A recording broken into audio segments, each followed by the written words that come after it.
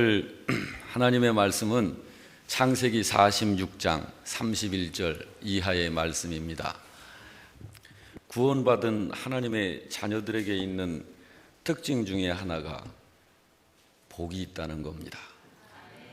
여러분은 복 있는 분들입니다. 잘 모르실 수도 있지만 여러분은 복이 있는 사람이 맞습니다. 하나님이 함께 하시는 것이 복이에요.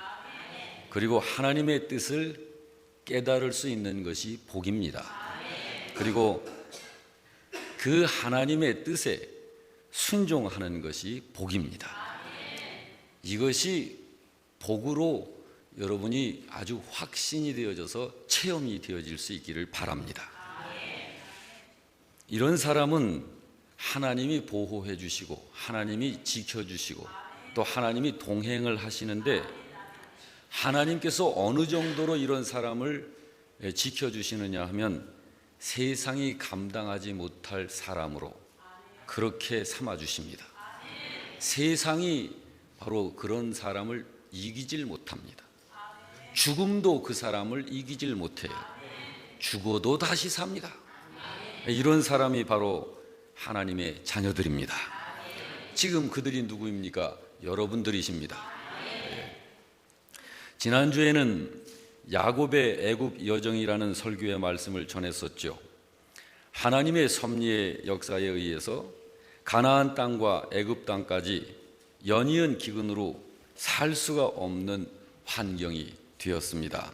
10명의 형들은 양식 구매를 위해서 애굽에 내려갔다가 자기들이 13년 전에 못된 짓을 해서 노예로 팔아버렸던 동생 요셉을 만나게 됩니다. 그런데 노예상에게 팔아버렸던 그 동생이 지금은 애굽 나라의 총리 대신이 되어 있는 거예요. 요셉과 형제들 사이에 모든 정황들이 다 이제 밝혀지면서 믿음의 사람 요셉이 가나안 땅에 살고 있는 모든 가족들을 애굽으로 초청을 하죠. 그래서 다시 찾은 그 아들로부터 이민 초청을 받은 아버지 야곱이 즉시 브엘세바에서 하나님께 제사를 하면서 과연 애굽으로 내려가도 되는지를 하나님께 여쭙습니다. 하나님께서는 제사를 통해서 여쭙는 그 야곱에게 자손들을 다 이끌고 애굽으로 내려갈 것을 허락해 주시죠. 또 애굽에 사는 동안 하나님께서 그들에게 어떻게 해 주실 것인지도 이야기를 해 주셨습니다. 그래서 가족 전체가 애굽으로 이주하게 되는데, 오늘 본문은 그런 배경에서 기록된 내용입니다. 자, 이제 가나안 땅에 살던 요셉의 가족 70명이 애굽이라고 하는 외국 땅의 이민 생활이 시작이 되는 것입니다. 자, 이제는 이민 생활입니다. 이제는 내 땅이 아닙니다. 사실 남의 땅에 가서 이제 사는 거예요. 자, 그 남의 땅에서 이제부터는 어떻게 살아가야 할까? 우리들이 보통 내 것과 남의 것, 내 집과 내 집 아닌 집, 항상 우리들이 경험하는 것 중에 밖에서 일을 보고 집에 들어오면 뭐니 해도 내 집이 제일이다. 그런 말을 자주 하죠. 자, 지금 이 야곱의 가족들이 가나안 땅, 하나님께서 그들에게 주신 그 땅을 떠나서 애굽, 남의 나라에 들어가서 사는 생활이 시작이 되는데, 자, 이제부터는 어떻게 살아가야 할까 하는 거예요. 여러분, 언제든지 사람에게 필요한 것이 지혜입니다. 지혜가 있으면요, 막힌 길도 열리는 역사가 일어납니다. 그런데 지혜롭지를 못해서 어리석으면요, 차려진 밥상도 못 먹고 열려있는 길도 못 가게 되는 일이 생깁니다. 그래서 사람은 지혜로워야 해요. 오늘의 말씀을 통해서 우리 교회 성도 여러분 모두가 영혼이 잘 되시길 주의 이름으로 축원합니다. 여러분의 가족들이 잘 되시길 주의 이름으로 축원합니다. 여러분이 하는 일들이 뻥 뚫려지고 형통하게 되는 복을 깨닫는 은혜가 있기를 주의 이름으로 축원합니다. 많은 은혜 받으시기 바랍니다. 자, 오늘 그래서 본문 46장 31절로 34절을 좀 같이 다시 보고 싶은데요. 자, 이 말씀을 천천히 무슨 말씀인가를 생각해 가면서 말씀의 내용을 염두에 두면서 좀 같이 읽겠습니다. 시작. 요셉이 그의 형들과 아버지의 가족에게 이르되 내가 올라가서 바로에게 아뢰어 이르기를 가나안 땅에 있던 내 형들과 내 아버지의 가족이 내게로 왔는데 그들은 목자들이라 목축하는 사람들이므로 그들의 양과 소와 모든 소유를 이끌고 왔나이다 하리니 바로가 당신들을 불러서 너희의 직업이 무엇이냐 묻거든 당신들은 이르기를 주의 종들은 어렸을 때부터 지금까지 목축하는 자들이 온데 우리와 우리 선조가 다 그러하니이다 하소서. 애굽 사람들은 다 목축을 가증히 여기나니 당신들이 고센 땅에 살게 되리이다.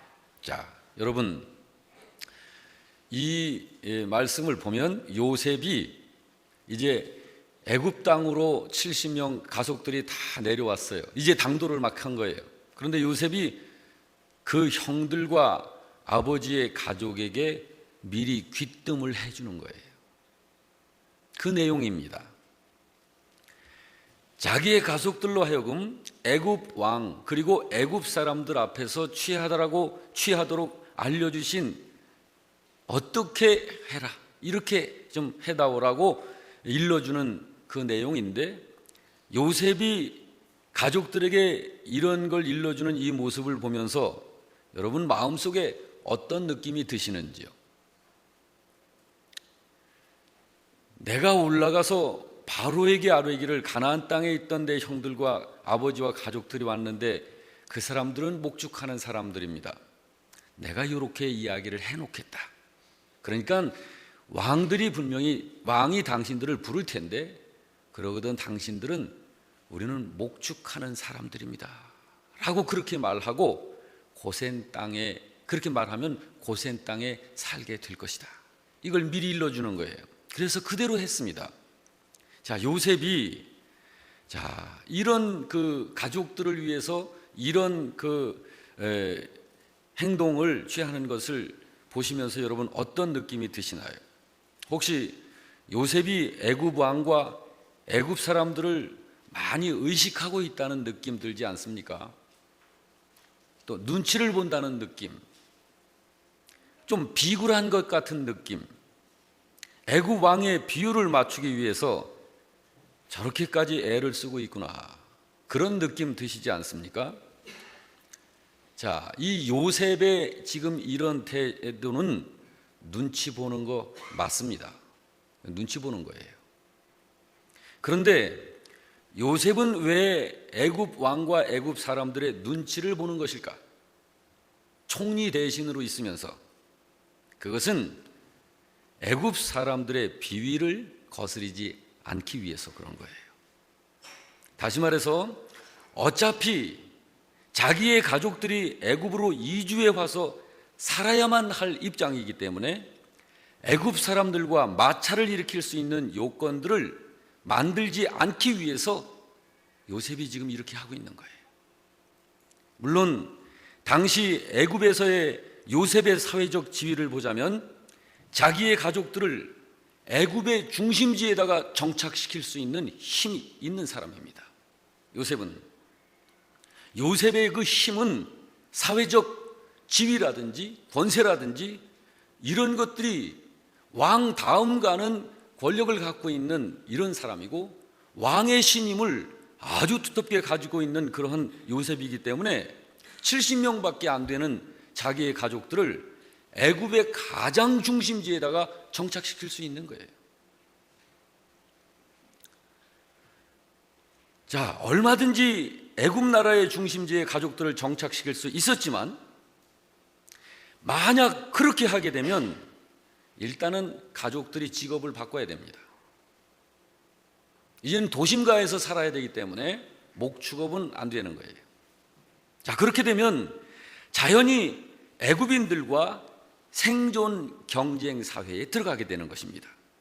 그래서 불필요한 마찰을 일으키게 될 이제 환경이 조성되고, 또 직업을 그렇게 해서 바꿨다 해도 바꾼 그 직업에 번창하고 성공한다는 그런 보장이 없는 거예요. 쉽지 않은 일이죠. 이것이 요셉은 생각한 거예요. 가나안에서 애굽으로 이주해 들어온 그 70명의 내 핏줄, 이 사람들에 대한 이 요셉의 생각이 그것입니다. 요셉이 중요하게 생각하고 있었던 것이 있었어요.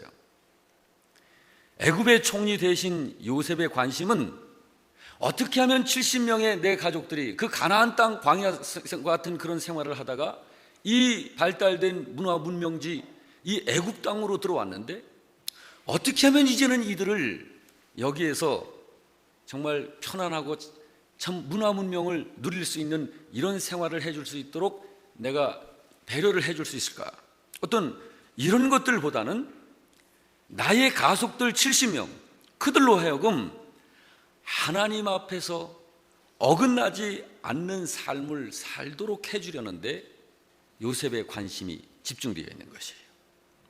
그래서 애굽의 문화적 중심지가 아닌 목축업을 계속하면서 살도록 애굽이 그렇게 마음을 먹고 있는 것입니다. 자, 여러분, 이런 상황이 이 시대에 우리들에게 가르쳐주지 않아도 자연스럽게 찾아오는 그런 입장이 될 것입니다. 사회는 계속해서 물질과 기계 이런 것들의 이기적 이 문명이 얼마나 발달해 갑니까? 저도 이 휴대폰을 불과 1, 2, 3년 사이에 이렇게 바꿨는데, 지금 쓰고 있는 이 스마트폰, 이걸 처음 사용했을 적에 이 기능에 대해서 복잡스럽고 당체 이게 익숙하지 않으니까, 야, 이게 이런 것들 해야 되나? 그런데 이 사회와 주변 사람들과 소통을 하려면 어쩔 수 없어요. 그걸 또 습득을 해야 하고. 자, 이런 문화, 물질 문명. 자, 그런데 이런 것을 안 하면 뒤떨어지니까요. 지금 이 애굽에서의 요셉과 애굽 사람들의 생활, 그리고 가나안 땅에서 이주해온 이 혈육들 70명, 지금 그런 상태입니다. 그런데 요셉이 여기서 갖고 있는 것은 어떤 그런 내 가족들에게 참 이 문화 이런 거를 누리면서, 문명을 누리면서 좀 편하고 편리하게 살도록 해줘야 되겠다라고 하는 그런 쪽이 우선이 아니에요. 요셉은. 자, 오늘 우리들이 이 사회 속에서 현실적으로 실제로 우리가 이런 상태에서 취해야 할 처신이 뭐냐? 우리는 어떻게 해야 되는가? 두말할 것도 없이 저와 여러분은, 아니 지구상에 살고 있는 모든 하나님의 자녀들은 요셉과 같은 이런 입장에 처하게 될 때에 가족들을 위해서 우리는 지혜로운 결정을 해야 합니다. 자, 여러분, 말할 것도 없이 우리는 요셉처럼 해야 해요. 요셉처럼. 이런 상황에서 신자는 그 땅에 어디에 정착해야 나의 삶이 유리해질까? 어떤 그런 것에 집중하기보다는 먼저 하나님의 뜻을 생각해야 합니다. 요셉은 그것을 위해서 지금의 현실적인 문제를 하나하나 진행해 나가고 있는 거예요. 요셉은 가족들이 편안하고 여유로운 생활을 할 수 있는가 하는 어떤 그런 문제보다는, 자, 어떤 장소에서 내 가족들을 살게 할 것이냐, 이런 것보다는 어느 땅이 더 앞으로 지가가 좀 올라갈 것이고 어느 쪽이 좀 더 삶이 편리할 것인가, 그래서 우리 식구들을 어떻게 하면 좀 더 편안한 삶을 살 수 있도록 해줄까, 어떤 이런 쪽에 관심이 집중하기보다는 하나님의 뜻을 생각하는 거예요. 하나님의 뜻을 먼저 중요하게 보고 있는 것입니다. 여러분, 바로 이것이 진정 요셉의 가족들이 애굽 땅에서 앞으로도 계속해서 안전하게 살 수 있는 지혜입니다. 바로 이것이 진정 요셉의 가족들이 애굽 땅에서 하나님의 뜻하신 일을 이루어 나가는 길이 되는 거예요. 그렇습니다. 요셉은요, 진정 가족들이 살 수 있는 길이 어떤 길인가를 미리 보는 거예요. 앞으로 몇십 년 후, 100년, 200년, 300년 후를 미리 내다보는 거예요. 지금 70명을 애굽 사람들이 환영하고 참 잘 왔다 이렇게 환영을 해주지만, 여러분 언제 이 가족들 70명으로 시작된 이 가족들이 전부 죽임을 당하게 될지 그건 아무도 모르는 거예요. 중요한 것은 하나님께서 우리들을 택하여 이 땅에 심으신 그 이유가 무엇인가? 하나님의 뜻이 어디에 있는가? 우리가 애굽에 사느냐, 가나안에 사느냐, 고생을 하면서 사느냐, 편리하게 사느냐, 좀 불편하게 사느냐, 이것이 우리들의 목적이 아니라는 거예요. 요셉은 그것을 보는 거예요. 육신적으로는 좀 불편할 수 있습니다. 고단한 삶이 펼쳐질 수 있습니다. 그렇지만 그렇다 해도 하나님을 섬기면서 그 뜻을 성취할 수 있는 길이, 그것을 요셉은 더 중요하게 여긴 거예요.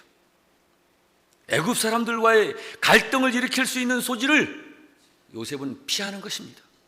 피하는 거예요. 바로 이게 사회적 현실을 바르게 판단하는 영적인 판단력입니다. 오늘 우리들도 마찬가지예요. 우리 신자들이 어떤 환경, 어떤 상황에서든지 이런 영적인 판단을 올바르게 내릴 수 있는 영역이 있어야 하는 것이에요. 그렇습니다. 요셉은 진정 중요한 것을 위해서 세상과 경쟁하려 하지 않은 것입니다. 그들과의 경쟁에서 어떻게 하든지 하나님을 알지 못하는 저 사람들을 누르고, 저 사람들과 경쟁해서 우리가 더 큰 힘을 길러서 저들을 제압을 해야지 하는 어떤 이런 데 관심을 갖는 것이 아니에요. 어떻게 하면 하나님이 계획하신 일을, 하나님의 뜻을 온전히 따라서 살 수 있는가, 여기에 온 삶의 관심을 집중한 것입니다. 가족들의 사회적 성공에다가 삶의 가치를 먼저 둔 것이 아닙니다. 가족들이 화려하고 문화적인 혜택을 많이 누리고 사는 것에다가 우선순위를 두지 않은 것이에요. 오히려 세상 사람들과의 생업과 맞물려 생존 경쟁을 해야 하는 상황을 만드는 이런 환경을 제거하는 거예요. 이 사람들이 목축업을 싫어하고 목축업을 낮고 천한 직업으로 여기고 목축업을 그렇게 부정적으로 여기니까 우리는 그렇다면 목축업을 하면서 하나님의 뜻을 왕성하게 이루어가겠다는 거예요. 이것이 요셉의 믿음의 생각입니다.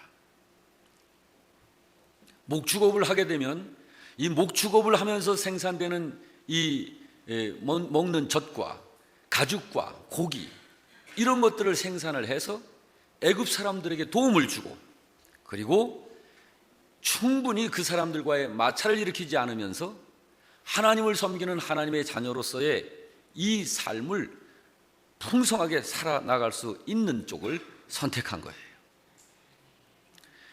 우리의 사회생활을 하는 자세가 그러해야 합니다. 하나님의 뜻을 위해서 그렇게 해야 하는 거예요. 하나님의 일을 위해서 그렇게 해야 하는 것입니다.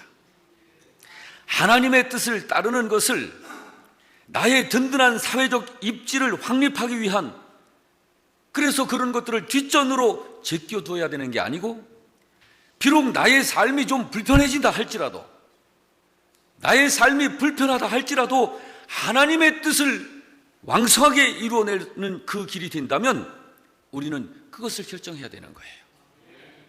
그럴 때 하나님은 그것이 하나님께서 원하시는 것이기 때문에 하나님은 그런 신자와 함께 하시고, 그런 신자의 길을 인도하시고, 그런 신자에게 역사하시는 거예요.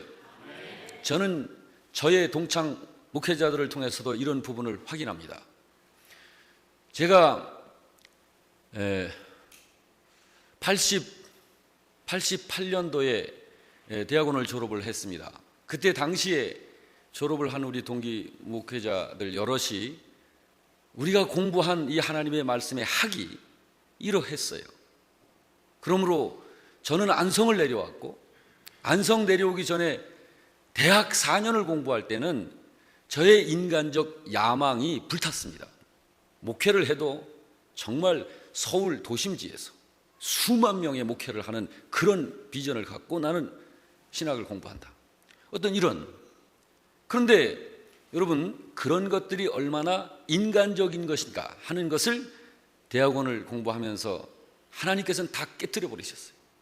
그리고 하나님께서는 저로 하여금 기도하게 하실 적에 하나님께서 나를 필요로 하는 곳이라면 어디든지 가겠습니다.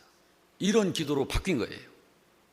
자, 그런 친구들 중에서 이 하나님의 말씀을 공부하면서 이것이 나로 그치는 것이 아니라 우리 한국, 우리 민족을 향해서, 그래서 우리 한국 사람들의 먹거리 부분, 이 먹거리를 성경적 먹거리로 우리들이 이걸 만들어내야 된다 하는 이런 불타는 또한 사명을 가진 친구가 저 전라도 하화도로 내려갔습니다.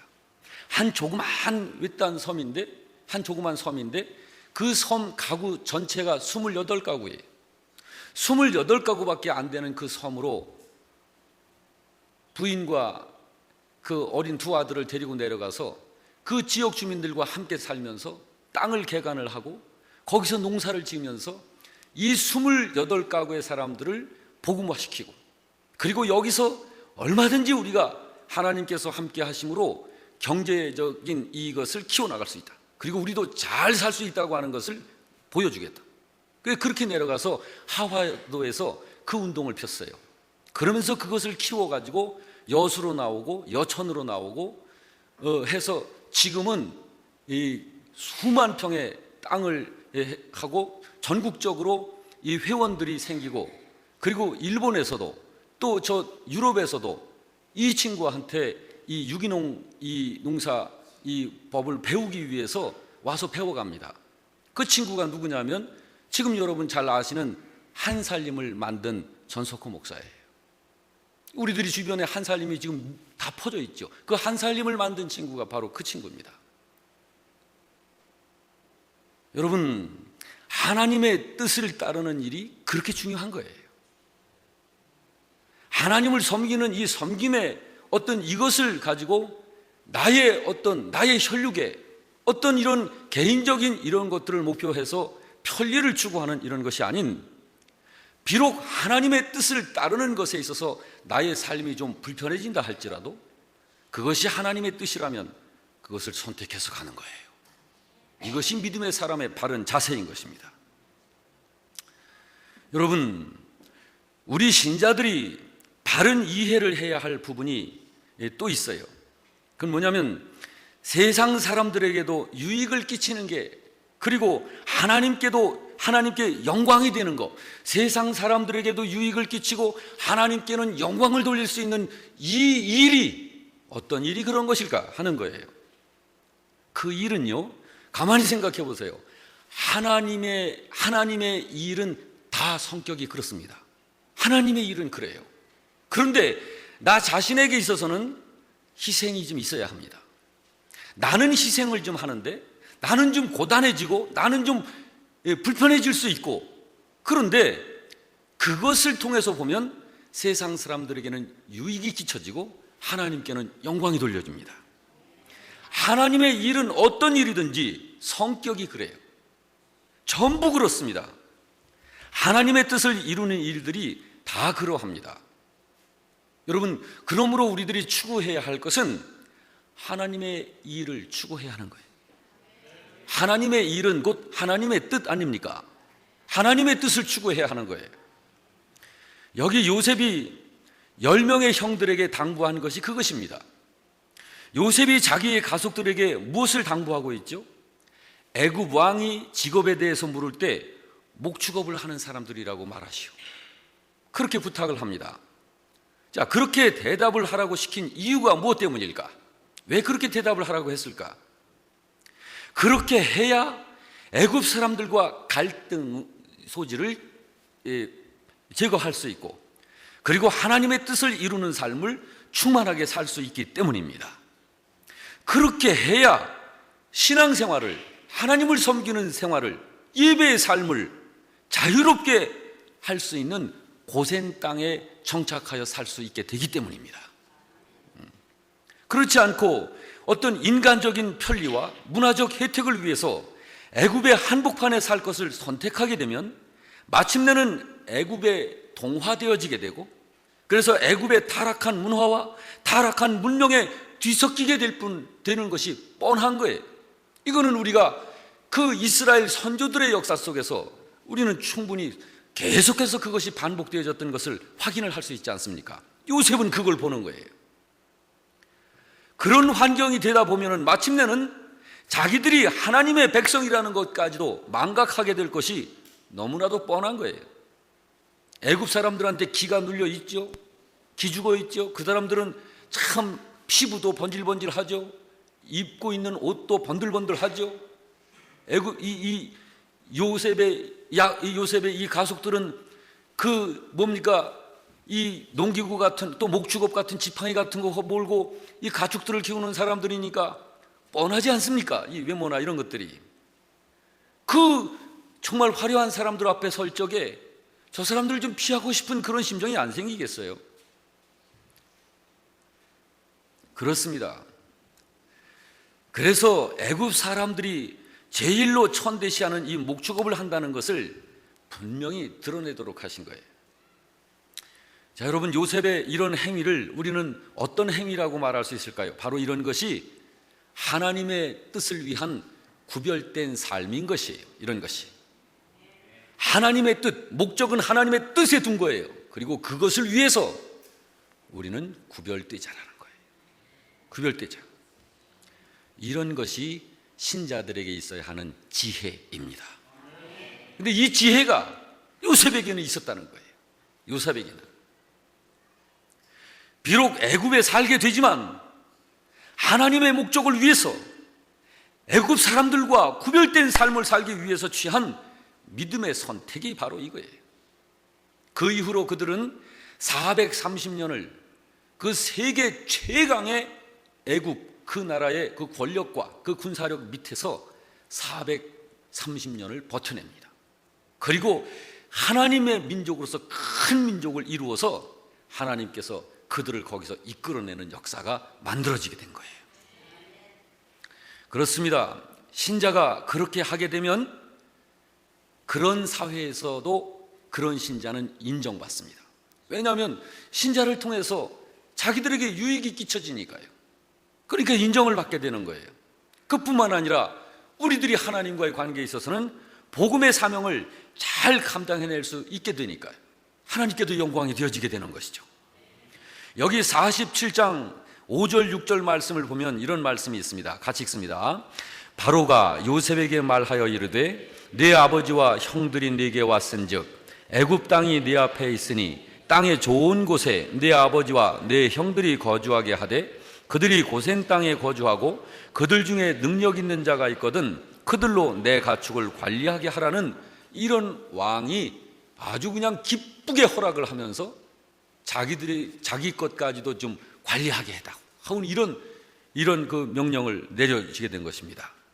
자, 이 애굽 왕의 이런 처사가 뭡니까? 이건 애굽 왕과 이스라엘 그 백성, 애굽 백성들과 이스라엘 그 70명의 이 가족들 사이에 아주 원만한 애굽 정착이 안전하게 지금 정착이 되고 있는 그런 환경이 형성이 되는 것입니다. 바로 이것이 믿음의 사람 요셉의 처신으로 그렇게 되어진 것이에요. 우리가 그래야 한다 이 말이에요. 우리가 아주 굉장히 철저하게 믿는 그런 신자가 가기만 하면 왕따 당하고 가기만 하면 뒤틀어지고 그거는 아주 철저하게 믿는 게 아닙니다. 그는 무언가 치우쳐 있는 거예요. 치우쳐 있는 거예요. 여러분, 하나님을 알지 못하는 사람은 우리의 원수인가요? 아닙니다. 우리의 원수는 마귀 사탄이시죠. 사탄이죠. 귀신이죠. 하나님을 알지 않는 사람은 긍휼을 베풀어 우리가 전도해내야 할 전도 대상자들이에요. 그러니까 여러분, 그들에게로부터 그들의 마음이 우리를 향해서 닫혀지도록 해서는 안 된단 말이에요. 이 부분에 있어서 그들이 그렇게 추구하고 소중하게 여기는 것들, 그런 것들을 빼앗으려고 하는 우리의 이런 경쟁과 싸움은 우리는 피해야 된다 말이에요. 왜? 그들을 살려내기 위해서, 그들의 영혼을 위해서. 우리는 비록 좀 비록 좀 불편하게 산다 할지라도 우리는 그 길을 선택해야 된다 말이에요. 자, 그런데 여러분, 우리가 그 길을 그렇게 선택하면 우리가 늘 그냥 평생을 불편하고 그냥 고단하고 그렇게만 살게 될까요? 안 그래요. 우리 하나님이 그 중심을 받으신다고요. 여러분, 이 세상에 있는 이 모든 재정과 모든 자원과 물질을 이거를 운행하고 돌리시는 분이 우리 아버지세요. 그러니까 아버지께서 보실 적에 신자가 그런 중심으로 살아가면 하나님께서 안 될 길도 열어주시고 막힌 것도 뚫어주시고, 우리에게 기도하라 하신 이유가 뭡니까? 믿음으로 살라 하신 이유가 뭡니까? 다 그런 거예요. 이런 삶을 통해서 하나님을 알지 못하는 사람들이 우리들의 삶을 보는 거지요. 그래서 우리들의 삶이 예수 그리스도의 편지가 되는 거예요. 저들이 우리들의 삶을 보고 나도 저 사람이 믿는 그 예수님을 좀 믿어야 되겠구나, 이런 마음이 생기는 거예요. 우리 영락교회는 그런 신자들 되시길 주의 이름으로 축원합니다. 제발 사회에 나가서 깍쟁이 신자라는 말은 듣지 마세요. 깍쟁이 신자, 저 사람은 자기만 똑똑하고 자기만 알아, 자기 속셈만 차릴 줄 알아, 그러지 말고요. 우리 영락교회는 그런 분 한 분도 없는 줄로 압니다마는, 이웃을 사랑하고 우리들에게 있는 가장 소중한 것이 여기 있는 것들이 아니니까요. 여기 있는 것들이 필요한데 이거를 내가 잡고 내가 하려고 하지 말고, 너희는 먼저, 저를 따라 합시다. 너희는 먼저 그의 나라와 그의 의를 구하라. 그리하면 무엇을 먹을까? 무엇을 마실까? 무엇을 입을까? 어떤 일을 할까? 이런 모든 것들을 너희에게 아버지께서 더하게 하시리라. 할렐루야. 여러분, 이 원리를 따라가야 해. 이 원리를 따라가야 해. 복이라고 하는 것은요, 사람이 어디 복이 있는가 하고 복을 찾아다니는 인생은 고단한 거예요. 그 사람은 복을 누릴 수 없어요. 신명기 28장을 분명히 보세요. 하나님께서 말씀하시기를, 여호와를 경외하며 그 말씀을 사모하며 그 말씀을 따라 사는 자에게는 들어가도 복을 받고 나가도 복을 받고 그가 어느 곳에 있든지 그 자리가 복 받는 자리가 된다. 할렐루야. 복이 그 사람을 쫓아다니는 거예요. 우리 영락교회 성도들은 그런 삶을 사시길 주의 이름으로 축원합니다.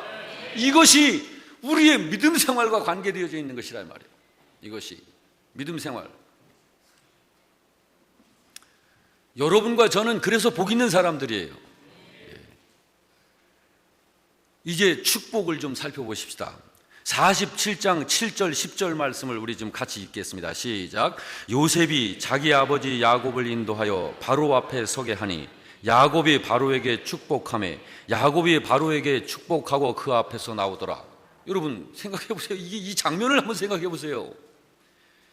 요셉, 총리 요셉의 아버지, 가나안 땅에 살고 지금 130살이에요. 130살 되신 그 노인이 정말 이제 남루하고 정말 뭐가 있겠습니까? 그런데 이 야곱을 아버지를 모셔 애굽 왕을 면대하게 하는데 아버지가 그 애굽 왕을 축복하는 거예요. 여러분, 이거 반대로 된 거 아니에요? 애굽 왕이 요셉의 아버지를 축복해야 되는 거 아니에요? 그러나 아닙니다. 여러분에게는, 우리에게는 이 세상 그 어떤 대상에게도 축복할 수 있는 영적인 권세가 있습니다. 그리고 여러분, 우리가 거하고 하나님을 지금 알지 못하는 사람들이 거하고 사용하고 활용하고 있는 모든 자원들이 여러분과 저의 아버지 것입니다. 우리 아버지 것이면 또한 우리 것도 되는 거예요. 할렐루야. 그러므로 여러분, 우리가 영적인 이런 자부심을 가지고 이 세상에 있는 사람들을 축복하는 거예요. 축복하는 거예요. 그렇게 해도 될까요? 그렇게 해도 될까요? 왜 그렇게 해도 되나요? 그렇게 해도 되는 이유가 있습니다. 성경에 보니까 너의 원수라 할지라도, 자, 원수가 어떤 사람입니까? 우리를 해치고 우리를 미워하고 우리를 왕따시키는 어떤 그런 사람들이 있다고 합시다. 그리고 우리에게 너무 피해를 크게 끼치는 사람들이 있다고 합시다. 그들을 위해서 축복하고 저주하지 말아라. 성경은 그렇게 말했어요.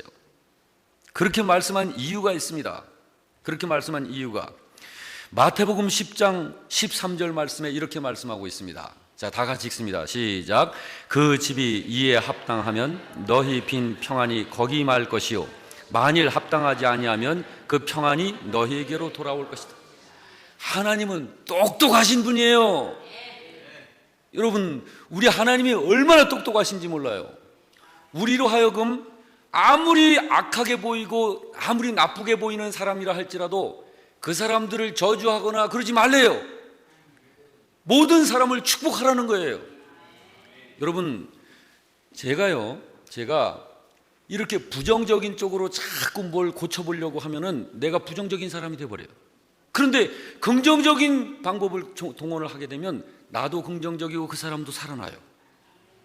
하나님은 그런 분이세요. 자, 악한 사람이라 할지라도 축복하라는 거예요. 그런데 우리가 축복을 하면 그 축복을 적용하는 그 분은 하나님이시니까 너희가 축복한 그 축복이 그 사람에게 합당하면 내가 너에게도 복을 내리고 그에게도 복을 내리겠지만 너희가 축복한 그 축복이 그 사람에게 합당하지 않다, 그 사람의 영적인 모습과 수준이 축복을 받을 수 있는 그런 사람이 되지 못한다 할 적에는 너희가 빈 그 축복이 거울에 빛을 비췄을 때 반사하여 나타나는 것처럼 그 축복이 너에게로 돌아가리라. 할렐루야. 하나님은 그렇게 역사하신다고. 그러니까 우리가 누구를 향해서든지 영적으로 축복하면 돼요. 걱정할 거 하나도 없어요. 저 그냥 못된 사람 축복하면 그 사람이 더 못되게 그냥 그렇게 될까? 그러지 않아요. 그러지 않습니다. 사랑하는 성도 여러분, 성경은 이렇게 말씀합니다. 로마서 12장 20절에 다 같이 읽습니다. 내 원수가 줄이거든 먹이고 목마르거든 마시게 하라. 그리함으로 네가 숯불을 그 머리 위에 쌓아놓으리라. 자, 여러분, 이 말씀은 네 원수가 줄이거든 배고파하거든 먹을 걸 주라는 거예요. 근데 우리들의 마음은 그렇지 않죠. 아유, 고소하다 그냥. 먹을 것 떨어지면 아이고 잘 됐다. 그래서 말은 안 하지. 아유, 왜 그래? 그러면서 속으로는 고소해가지고. 그게 우리의 심보란 말이에요. 이런 심보를 우리는 빼버려야 돼요. 여러분과 저는 영적으로 하나님 성품 닮아가야 합니다. 모든 사람 사랑하고 모든 사람 축복하고 모든 사람 인정해주고. 하나님을 알지 못하는 사람들은 안 그래요. 어찌하든지 내가 살아남아야 되니까 똑똑한 사람도 나보다 못된 사람으로 자꾸 밟아야 돼요. 이게 세상이에요. 우리는 그렇게 살지 말자 이 말이에요. 여러분 분명히 확신하시기 바랍니다. 이미 하나님께서는 여러분과 함께 하십니다.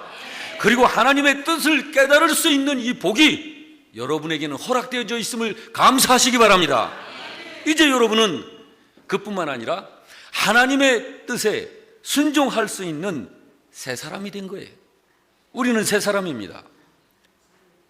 한번 따라서 합시다. 나는, 제 이 손까지, 나는 새 사람이다.